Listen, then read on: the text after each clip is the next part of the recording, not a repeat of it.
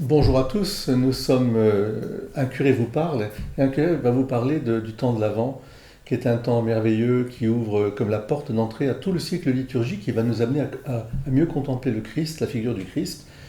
C'est aussi bien sûr un temps qui s'ouvre précisément sur la fête de Noël. Alors avant, adventus en latin, ce qui va venir, celui qui vient en fait.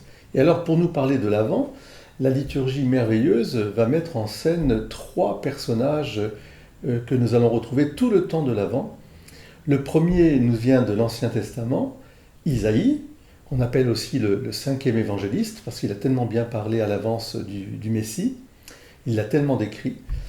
L'autre personnage est un contemporain de Jésus, mais qui fait le lien entre ce qu'on appelle les prophètes de l'Ancien Testament et puis finalement le messianisme arrivé. C'est Jean, le cousin de Jésus, dit Jean le Baptiste. Et puis la troisième personne, évidemment, celle qui a porté le Messie, l'enfant Jésus, Marie, donc qui est l'espérance, la réalisation de l'espérance, une femme, quelle femme qui porte l'enfant Jésus. Voilà, donc ce cycle va commencer.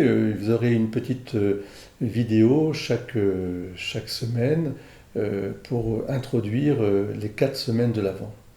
Dans cette première vidéo, nous allons parler en particulier de Isaïe, car pratiquement sur les 24 jours qui nous préparent à Noël, beaucoup plus de la moitié même sont consacrés à ce prophète qui a vécu à peu près au 8e siècle avant Jésus-Christ et qui a décrit d'une manière tout à fait incroyable la venue du Messie. On parle d'Isaïe au pluriel parce qu'il y a il avait ouvert une école et il y a plusieurs personnages qui ont continué les prophéties d'Isaïe.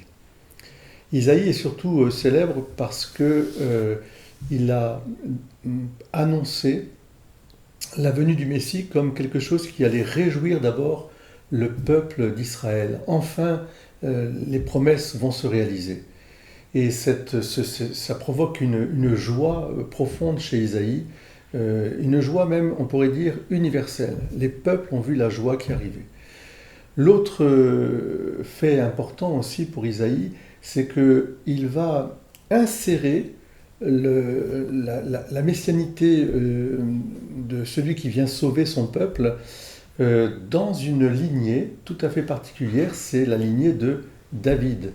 Et ce sera la fameuse prophétie de l'arbre de Jessé, Jessé étant le père de David, duquel va venir le fameux roi d'Israël, celui qui va sauver son peuple.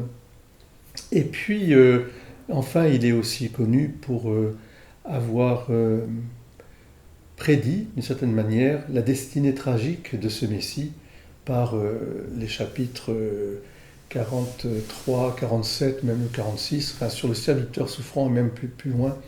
Mais ça, c'est la partie, je dirais, qu'on n'abordera pas. Ce qui est important, c'est de voir que Isaïe c'est celui qui va dire qu'une voix crie dans le désert, hein, aplanissez le chemin. Cette prophétie, elle sera appliquée d'une manière directe par l'autre personnage qui viendra annoncer, ou plutôt qui viendra rendre visible, qui viendra, je dirais, désigner celui qui est l'objet de cette prophétie, son cousin Jésus. Celui qui va le désigner, c'est Jean le Baptiste. Voilà pourquoi c'est intéressant de lire les prophéties d'Isaïe, de les lire, je dirais, avec une grande joie. Et n'oubliez pas que Isaïe lui-même va désigner celle qui portera l'enfant roi, d'une manière tout à fait particulière. Voici qu'une vierge va concevoir et enfanter un enfant. C'est la prophétie de l'Emmanuel, Dieu avec nous. Et donc pendant ce temps de l'Avent, bien, je vous invite à lire avec, je dirais, l'intelligence du cœur et à suivre ce prophète Isaïe qu'on a appelé donc le 5e évangile. Je vous souhaite une belle première semaine de l'Avent.